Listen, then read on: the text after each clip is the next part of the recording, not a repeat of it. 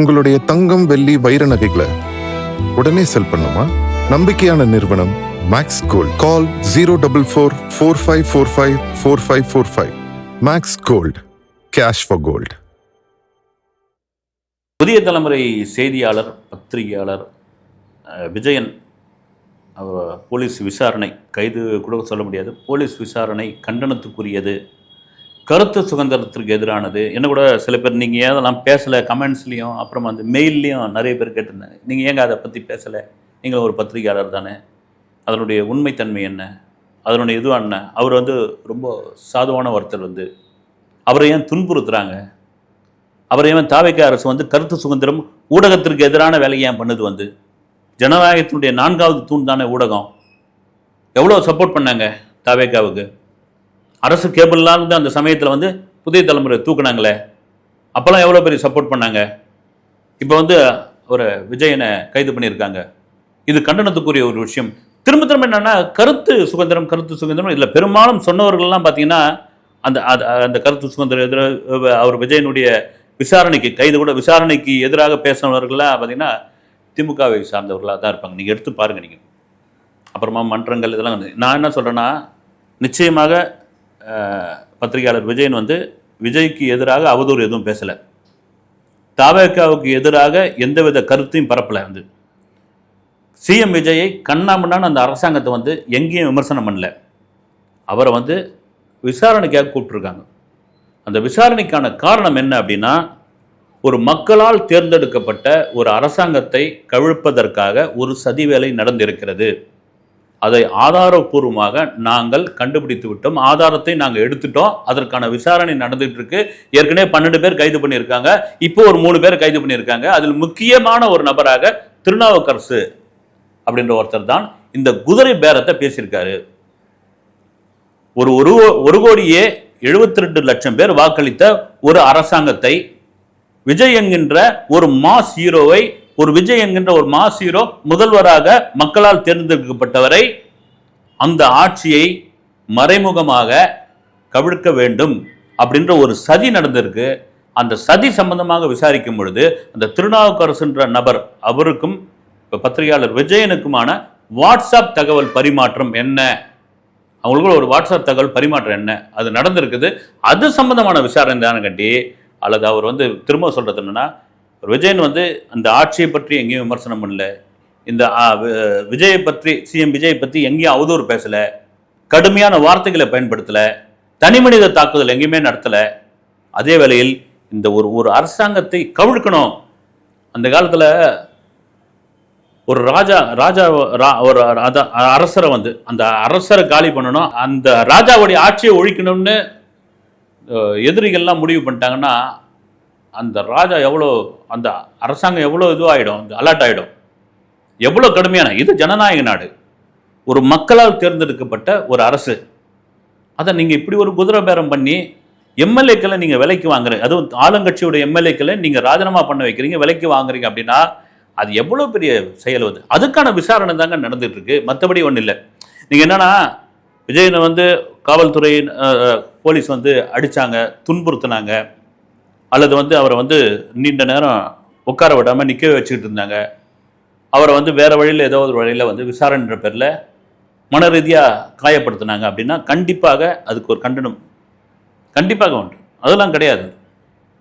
அவர் விசாரணை கூப்பிட்ருக்காங்க, இந்த விசாரணை நடந்துகிட்டு இருக்கு, ஒரு ஆட்சி கவிழ்ப்புன்ற விசாரணை. ஏன்னா கடந்த காலங்களில், அதுக்கு முந்தைய காலங்களில் இதே பத்திரிகையாளர்கள் எவ்வளோ பெரிய துன்பம் தொந்தரவுலாம் நடந்திருக்குது. ஏங்க அப்படியே ஜெயலலிதா அவர்களுடைய ஆட்சி காலத்தில், 90கள் ஆட்சி காலத்தில் நக்கீரன் கோபால் அவர் தொடர்ச்சியாக ஜெயலலிதா அவர்களை எழுதிட்டு இருந்தார், பல கட்டுரைகளை அட்டைப்படமாக வெளியிட்டு இருந்தார்ன்ட்டு ராயப்பேட்டில் இருக்கிற ஜானி ஜான்கான் ரோடு அந்த ஆபீஸை என்ன பண்ணாங்க அவங்க எப்பவுமே அந்த ஆபீஸை ஒரு 10 பேர் உழவு பார்த்துட்டு இருப்பாங்க. எந்த நேரத்தில் வேணாலும் ஆபீஸில் யாரை வேணாலும் தூக்கலான்ற அளவுக்கு பயத்தோடு. ஆனால் பத்திரிகை ரன் ஆகிட்டு இருந்து கரண்ட்டு கட் பண்ணாங்க, குடிநீரை கட் பண்ணாங்க. அதுவும் அந்த குடிநீரை அந்த பத்திரிகை ஆபீஸ்க்கு மட்டும் கட் பண்ணல, அந்த தெருவுக்கே கட் பண்ணாங்க.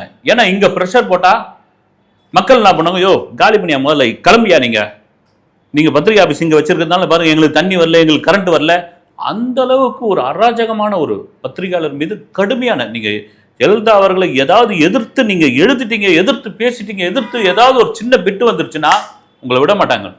ஒரு காட்டாட்சி அப்படிலாம் ஒன்று 60 நாள் அப்படி ஒன்றும் பெரிய இதெல்லாம் கிடையாதுங்க, கிடையாது. அதன் பிறகுதான் அந்த அம்மா தோத்து 2011 பிறகு சைலண்ட் ஆனாங்க. ஊடகம் மீது எந்த விதமான ஒரு இதுவும் வரல. அவங்க வந்து காட்டிகளையை கண்டி அப்படியே கொஞ்சம் கொஞ்சமாக குறைச்சிட்டாங்க. ஏன்னா ஊடகங்கள் மீது கை வைத்தால் என்ன ஆகும்னு அவங்களுக்கு தெரியும். ஏன் நீங்கள் வந்து விஜய் சிஎம் ஆவதற்கு முன்னால் எத்தனை டிபேட்டில் உட்காந்து என்னென்ன வார்த்தைகள்லாம் வந்து தற்கூரி சொல்லவே இதுவாக இருக்குது.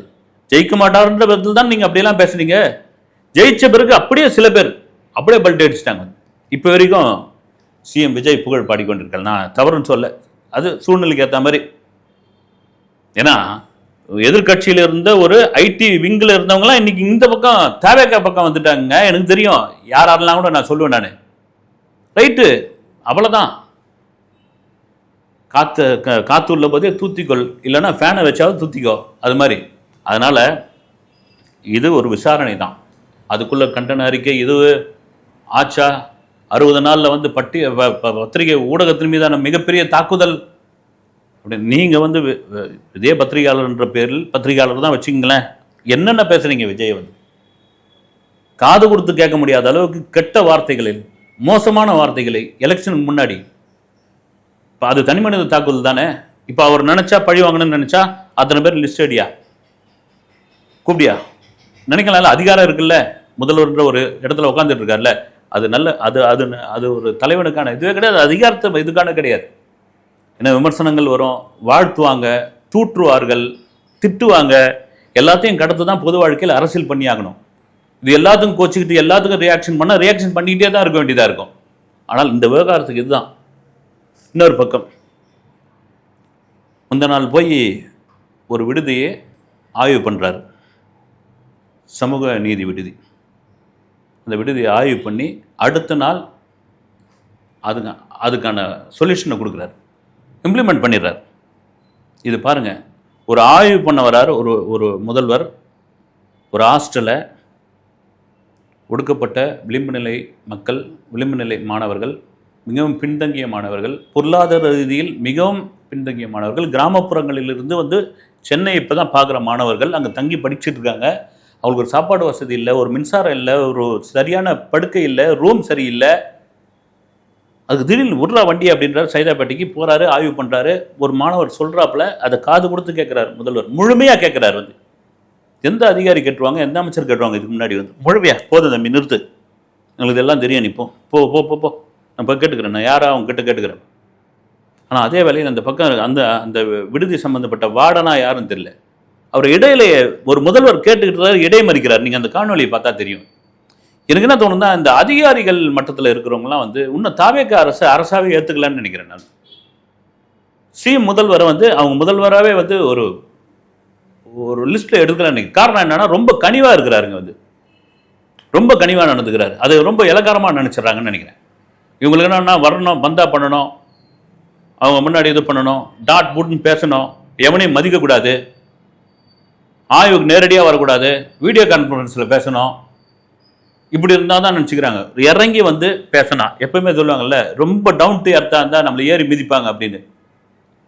அப்படி இருக்கிறது அதனால தான் பார்த்தீங்கன்னா, நீங்கள் தாவேக அரசுன்னு இல்லை, அமைச்சர்களையும் எம்எல்ஏக்குள்ளே கூட அவங்க ஒரு இதுவாகவே ஏற்றுக்கலுங்க. ஏதோ ஒரு காணொலி பார்த்தேன், ஒரு ஊரில் பார்த்தீங்கன்னா ஒரு சேர்மேனு கவுன்சிலர்லாம் சேர்ந்து ஒரு எம்எல்ஏ போட்டு விவாதத்துக்கு வான்னு கூப்பிட்றாங்க. வந்து போட்டிக்கு வாணி வா அப்படின்ற மாதிரி. ஒரு சட்டமன்ற உறுப்பினர் மக்களால் தேர்ந்தெடுக்கப்பட்ட அவர் வந்து எளிய மனிதராக இருக்கலாம், எளிய குடும்பத்திலிருந்து வந்திருக்கலாம். அவர் இதுக்கு முன்னாடி நான் ஏதோ சொல்லலை, வந்து ஒரு ஒரு ஒரு பார்பர் ஷாப் வச்சிருந்தவரால் இருக்கலாம், ஒரு கூலி தொழிலாளியாக இருந்திருக்கலாம். மக்களால் தேர்ந்தெடுக்கப்பட்ட ஒருத்தர் வந்து ஒரு மக்களுடைய பிரதிநிதி. அவர் வந்து ரொம்ப இதுவாக, நாங்கள் வந்து எத்தனை வருஷம் கட்சியில் இருக்க தெரியுமா, நாங்கள் எவ்வளோ, நீ வந்துட்டு நேற்று வந்தானா இன்னைக்கு வந்தானா, அதிகாரம் தானே, அதிகாரத்துடைய மையத்தில் இருக்காங்க. அப்போ இந்த அரசை அவர்கள் ஏற்றுக்கொள்ளவில்லையா, அந்த அரசை துச்சமாக மதிக்கிறார்களான்னு தெரியல. அதெல்லாம் மீறி மக்கள் கொண்டாடுறாங்க, மக்கள் வரவேற்கிறாங்க. பாருங்க, ஒரு ஆம்னி பஸ், தனியார் பஸ் பேருந்துடைய அந்த முதலாளிங்க பேசுகிறாங்க. வந்து பர்மனெண்ட்டுக்கு நாங்கள் 10 பைசா கொடுக்கலைங்க. இதுக்கு முன்னாடி 3 லட்சம் கொடு, 4 லட்சம் கொடு, 5 லட்சம் கொடுன்னுவாங்க. அந்த காசெல்லாம் நாங்கள் என்ன பண்ணுவோம்னா டிக்கெட் விலையை மறைமுகமாக ஏற்றி ஜனங்கிட்ட இருந்து தான் பிடுங்குவோம். வேற வழி கிடையாதுங்க. இவங்க லஞ்சமா பிடிங்கிட்டாங்க, அவங்க கிட்ட இருந்து நாங்கள் வாங்குவோம். இப்போ அரசு நிர்ணயித்த அரசு பேருந்துகள் என்ன டிக்கெட் கட்டணுமோ அந்த கட்டணத்தில் தான் நாங்கள் வண்டியை ஓட்டுறோங்க. எங்கே வந்தது மாற்றம் பார்த்தீங்களா? ஒரு ஒலை கொதிக்குதுன்னா அடுப்பை நெருப்பை இழுத்து விட்டா அந்த ஒலை கொதிக்கிறது அடங்குன்ற மாதிரி அங்கே லஞ்சம் நாங்கள் கொடுக்கல, 10 பைசா கொடுக்கல, எங்கள் வண்டிக்கு பர்மிட் கொடுத்தாங்க அப்படின் பொழுது நாங்கள் அரசு என்ன நிர்ணயிச்சதோ அந்த கட்டணத்தோடு எங்கள் வண்டியை ஓட்டுறோங்க. ஏன்னா தீபாவளி பொங்கல் டைம்லலாம் ஆம்படி பஸ்ஸு கட்டுக்கடங்காத 10 மடங்கு 5 மடங்கு. இனிமேல் அதை பண்ண மாட்டாங்கன்னு நினைக்கிறாங்க. அது மக்கள் மத்தியில் ஒரு பெரிய வரவேற்பது. எவ்வளோ பெருமல் லஞ்சத்தை ஒழிச்ச உடனே எங்கெங்கெல்லாம் என்னென்ன இது வந்து தன்னால் நடக்குது பாருங்க. அது இதுக்கெல்லாம் காரணம் வந்து ஒரு நல்லாட்சி தான். ஒரு களத்தில் நேரடியாக ஒரு முதல்வருடைய பார்வைக்கு ஒரு விஷயம் போகுது. இவர் மேலே ஒரு தப்பு இருக்குது, இவர் மேலே ஒரு லஞ்ச புகார் இருக்குது, சரி உடனே இமிடியட்டாக அவரை மாற்றக்கூடாது. அவர் என்ன பண்ணுறாரு கண்காணிங்க. அவர் எங்கெங்கெல்லாம் பேசுகிறாரு பாருங்க. அவர் யாரு கூடலாம் தொடர்பில் இருக்காரு இது பண்ணுங்க. தூக்கி அடிங்க, அவரை சஸ்பெண்ட் பண்ணுங்க, துறை மாற்றி விடுங்க. பயம் இருக்கு. அப்போதான் அந்த பயம்தான் ஒரு நல்லாட்சிக்கான ஒரு விஷயம். இது மக்களுக்கான ஒரு விஷயம். மக்கள் சிஎம் விஜய்ன்ற ஒருத்தருடைய மனசாட்சி சொல்லுது, இந்த மக்கள் அவங்க தான் இன்னைக்கு உட்கார வச்சிருக்காங்க நம்ம அரியணையில். அவங்கள எந்த விதத்தில் ஏமாற்றக்கூடாது, ஏமாற்றவே கூடாது. ஏமாற்றாத ஒரு ஆட்சி. அதனால தான் பார்த்தீங்கன்னா இந்த 60 நாள்லேயே பொறுக்க முடியல. எப்படா 60 நாள் விட்டோம் நம்ம? எங்கே பார்த்தாலும் சத்தம், இந்த ஆட்சியை கவுத்துருவோம், 6 மாதத்தில் தேர்தல் வந்துடும், நாங்கள் தான் வருவோம். எப்பா நீங்கள் தான் வாங்கப்பா, மக்கள் முடிவு பண்ணால் யார் வேணாலும் வரலாம். ஏன்னா தாவேக்கா ஜெயிச்ச உடனே மிஷின் மேலே பழி போட்டாங்க. இப்போ வந்து குதிரை பேரம், யானை பேரம், குரங்கு பேரம்னு பேசிக்கிட்டு இருக்காங்க. அப்போ என்ன நடக்குது? ஒரு சரியான ஆட்சி நடக்குது. இந்த ஆட்சி மீது கடுப்பாக வராங்க. 60 வருஷமாக மாறி மாறி நாம் பண்ணிட்டோம். புதுசாக ஒரு ஆள் வந்துட்டார், வந்து சிஸ்டத்தையே நல்லா மாற்றிட்டு இருக்காருன்னா இது தப்பாச்சே. ஜனங்க முழிச்சுப்பாங்களே, ஜனங்க கேள்வி கேட்பாங்களே. அங்கே தாங்க முக்கியமான ஒரு விஷயம். அதுதான் புரட்சி கலைஞர் விஜயகாந்த் நடிச்ச தமிழ்ச்செல்வன் ஒரு படத்தை போய் பாருங்க. வந்து ஒரு மாவட்ட ஆட்சியர் எவ்வளோ நேர்மையாக இருக்கும் இந்த படம். அப்படி ஒரு நேர்மையான வாழ்க்கை நான் வாழ்ந்துட்டு போகிறேன். போயா நீங்கள் இந்தியாவில் எந்த மூலையில் ஒரு வசனம் இருக்கும், இந்தியாவில் எந்த மூலையில் போனாலும் நான் இப்படியே தான் இருப்பேன், உனக்குலாம் 5 வருஷம் தான் ராஜா அப்படின்னு ஒரு டைலாக் பேசுவார். அது மாதிரி மக்களால் தேர்ந்தெடுக்கப்பட்ட நான் வந்து இனிவரும் காலங்களில் நான் ஒரு முதல்வர் தான். அது நான் அதுக்காக நான் திமிர்தனம் எடுத்து ஆடல. இது மக்களுக்கான முதல்வர் அப்படின்ற ஒரு விஷயத்தில் சிஎம் விஜய் ரொம்ப உறுதியாக இருக்கிறார். இப்போ பாருங்கள், காஜல் அகர்வால் இதை கூட கேள்வி பண்ணிகிட்டு இருக்காங்க. ஒரு காஜல் அகர்வால் ஒரு நடிகை வந்து விஜய் கூட நடிச்சிருக்காங்க, ரைட்டு, பல ஹீரோக்கள் கூட நடிச்சிருக்காங்க. அவங்க வந்து மும்பையில் ஒரு ப்ரெஸ் மீட்டில் சொல்கிறாங்க, சிஎம் விஜயை பார்த்து நான் ரொம்ப பெருமிதம் கொள்கிறேன். அவர் எப்பவுமே வந்து பார்த்தீங்கன்னா பெருசாக தான் யோசிப்பார். ஒரு நடிகராக இருக்கும்போதே பெருசாக யோசிப்பார். அவர் இந்த இடத்துக்கு வந்திருக்காரு, இவ்வளோ சிறப்பான ஆட்சி பண்ணுறாரு. நான் தினம் தினம் செய்தித்தாள்கள்லையும் காணொலியிலையும் பார்த்துக்கிட்டு இருக்கேன். எனக்கு அவ்வளோ பெரிய மகிழ்ச்சியாக இருக்குது. எனக்கு தமிழ்நாட்டில் வாக்கு இல்லையே, அவருக்கு நான் ஓட்டு போடலையே அப்படின்ட்டு நான் இப்போ ரொம்ப வருத்தப்படுறேன்ற ஒரு விஷயத்தை அவங்க பதிவு பண்ணியிருக்காங்க. அதை எடுத்து சோசியல் மீடியாவில் கேள்வி பண்ணுறீங்க. நீங்கள் பண்ணால் பண்ணிப்போங்க, என்ன இருக்குது? வந்து ஒரு நடிகையாக அவங்க பாருங்கள், நான் மும்பையில் என் ஓட்டு மும்பையில் இருக்குது, எனக்கு இங்கே இருந்ததுன்னா நான் அவருக்கு தான் ஓட்டு போட்டிருப்பேன். அந்த ஓட்டு போட்ட சந்தோஷம் எனக்கு அவ்வளோ பெரிய இதுவாக இருந்திருக்கும். ஒரு நல்லாட்சியை கொடுத்துட்ருக்காருன்னு என்ன விமர்சனம் வைத்தாலும் என்ன இது பண்ணாலும் சிஎம் விஜய் ஒரு முடிவோடு தான் இருக்கிறார். அது என்ன என்பது இனியொரு காலங்களில் தொடரும். அடுத்த வீடியோவில் சந்திக்கிறேன். நன்றி.